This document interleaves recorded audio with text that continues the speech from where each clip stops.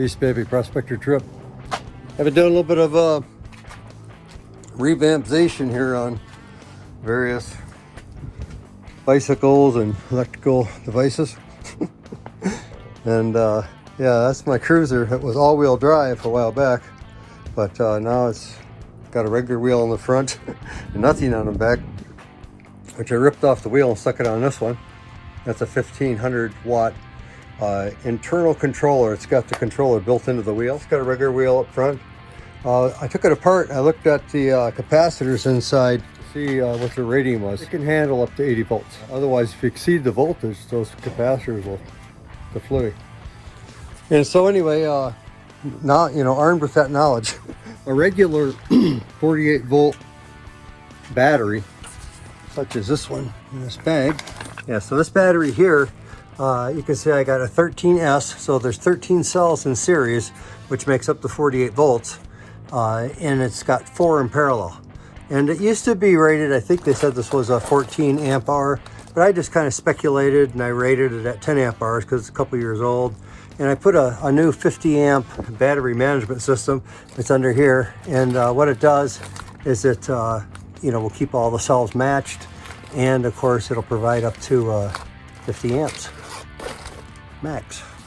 I think it'll pull 30 continuous and 50 max, and so I gotta be mindful of that too. A regular 48 volt battery like that one down there, when it's fully charged, it's 54.6 volts. And so you have to think about that. You know, you're thinking, well, gee, if you just had 2 of them, that would only be 96 volts. But that's not true. It would be 54.6 times 2.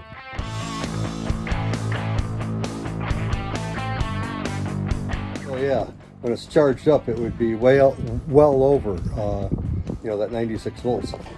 And so anyway, that thing can handle 80, and so I can add basically 4 of them in series, you know, which is going to give you what, 16.8. So use 16.8. I'll make 1 battery pack. That's 16.8, and then we'll put it in series with that one, and then run that bike. That's a long story, but that's what I'm planning on doing. Something like that. Love you, baby. I'm going to work on this one here a little bit and get a little bit of work done on it. My plan on this bike is actually I got these 2 bikes. They're kind of an upgrade. You see, you got a little shock there in the middle, and it's got a shock up front. They're not fantastic shocks by any means. They're springs, but this thing had nothing, right? But anyway, they're a bit of an upgrade, and so what I'm going to do is I'm going to get this 20-inch wheel here.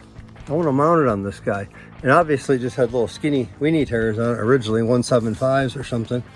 But you can see this won't make it, right? So what I'm going to do, first things first, I'm going to cut this dude right there. And I'm going to cut this guy right here, right on those holes, both of them. And then see if I can torque it on a little bit, which should be able to bend these pretty easy.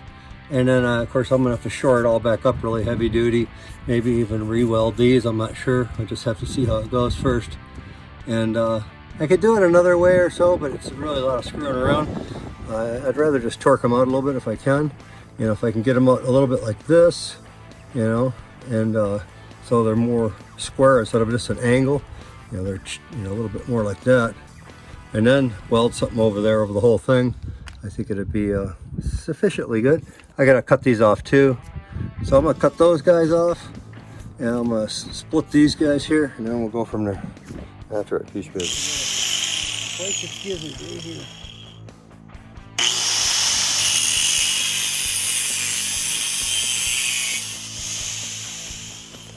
Now you're gonna fall right on over it. It's acting like an old sailor. Come on now, stand up. Pay attention here. All right. Okay. To pick you up.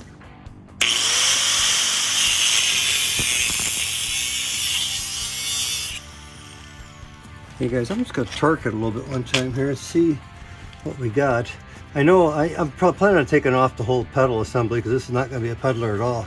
It's just gonna be a bike with no pedals. Oh yeah, you can. Right on the side, just cut, but this cut is at a big angle, right? So yeah, this one primarily moved. So I'm gonna move this one a little bit more. I know it's far enough already, but we need to go like I said, you know, we got to go out and then back in to make it more kind of a square turn. If it'll fit at all. Anyway, let's torque it. We'll take a look, see if it. Yeah, I got this pedal kind of jacked behind this piece, so it shouldn't bend, I don't think, as much as this guy should bend. There she goes. Anyway, it's pretty close. Anyway, we can play with it here a little bit. Let me try that tire here. Yeah, folks, I decided to whip this apart because it's going anyway. I just gotta get it out of my way. Get it out of my way. Let's go. I need more power. Give me another thing in the bob. More power. Straight now.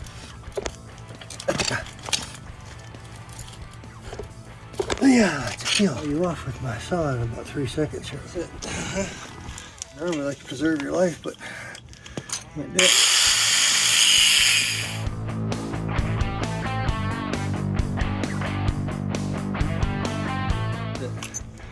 This thing off. Yeah, I should have unscrewed it, I suppose, before I started. But how we go some days. Spontaneous combustion. You can see, folks, it does in fact go under. So obviously it's about an inch too far out here, about an inch too far out here. So as I was saying, we got to make a bend, probably right at where the natural bend, and then I'll stick something in between here, a hunk of wood or something, and then bend those back, like I said, roughly an inch on each side, and then we'll give it the QA test.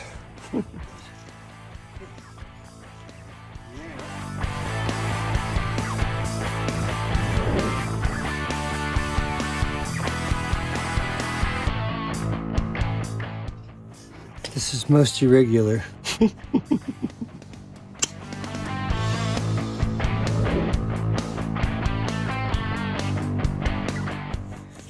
bad for homeboy. Okay, let me try the other side here. Actually, we should probably measure and see how much slack we got left here. Okay, boy, I took out the whole 2 inches with that one wangle. So I gotta go back a little bit and then bend this side. Wow, I didn't think I went that far. Okay, give that a little bit back. Flip. Bend this side a smidge. We'll call it.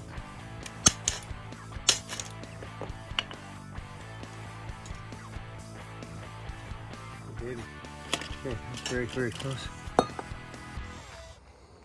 Okay, folks, I think we got it fairly straight. And had to jack around with it a little bit for sure. But you can see I got these little bends in here, just a little bit, right where they need to be. And of course I got this split here, which now that I got it all bolted together, I'll figure out a plate for this. Patch that up too down there with a piece of something or other. Probably just something flat over the whole thing like that. One by one, baby, peace.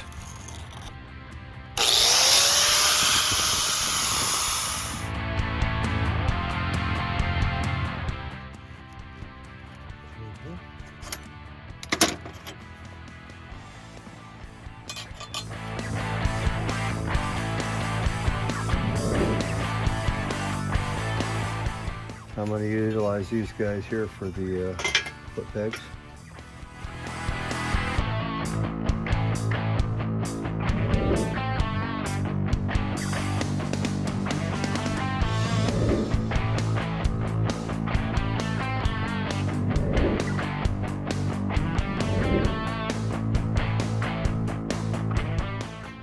Okay, let's see if we can load this dude, man.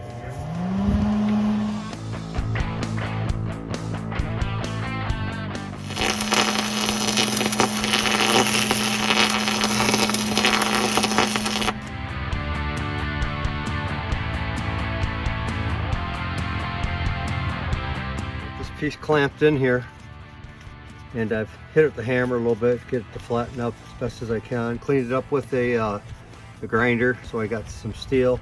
I'm gonna tack it a little bit here, and I'll take this off, and we'll weld it up the rest of the way.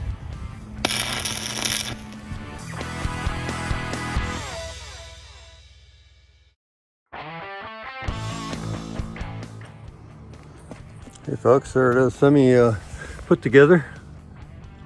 I you know, just kind of quickly painted this stuff and throw the bike right on the ground, try to kick it with my foot. And I try not to smash my batteries and cause a fire. See the rear wheel, I got a direct drive one on there. The geared Bafang, it works and all that, but yeah, when I tested it works. It's kind of noisy still, and anyway, I played with it for a little while. I said, no, I'm gonna go with the other one. It's much smoother and quieter. And it is, it's way smoother and quieter. And so I took off the geared and I put on this guy. And yeah, anyway, it's pretty quick. It's actually a little bit faster than this guy. This guy here, I don't have the front motor on, so it's not 3.9 seconds to 30 miles an hour like it was. It's more like about 8 seconds. But when I tested this one, it was a little bit faster. It was like half a second faster, 0 to 30, than that one. And of course, this bike's super light. It's a bicycle, and that is actually a full-size e-bike. And of course, fat tires and all that. But this guy here, I'm gonna end up taking off all the batteries, and I'm going to make one good 72 volt pack that instead of everything hanging on one side, right? I just hooked up to test it so I could play with it, you know? And yeah, and I got the speed controller in here, so I'm gonna make, I don't know, maybe I'll get on my 3D printer and make a bracket, you know, this thing, and print it out so I can just set the batteries in there and a speed controller, and then bolt it all together and be done with it. But yeah, I gotta whip it all apart again, of course. And you know, I'm just playing with it now, just kind of seeing what's what and who's who. This rim is really junky. The brakes work, but you can see I got a 203 millimeter disc brake. Yeah. I got disc brakes coming, so I'll rig something up here. And I don't think they'll bolt it here, but like I said, I'll make a bracket and then get disc brakes on this thing. Now about the front, I may have to get a different style wheel or something to get the front right. But anyway, yeah, one by one, I'm having fun with it. It's very light, really light. Even with all the stuff on it, it's still way lighter than like a real e-bike, you know, because it's a bicycle. Yeah, and of course it'll be much less once I get a real battery in there instead of just something I slap together. Anyway, I like it. It's kind of cute little guy. It's a 24-inch wheel in the front and a 20 in the back. And of course, yeah, all that torquing and everything did pretty good on these guys, right? It's very sturdy feeling back there, so I think we're okay. Oh, what a stupid thing, huh? Yeah, I'm gonna leave it right here in this video. And next step on this whole thing, what I'm gonna do another video, I'm gonna whip it all apart, clean it all up, paint it, and then reassemble everything correctly. And I got a new handlebar coming that raises it up about 4 inches, so it's a lot easier to drive. That's my plan. I'm sticking to it, baby. We love you. Have a great day. Thanks for watching. Bye-bye.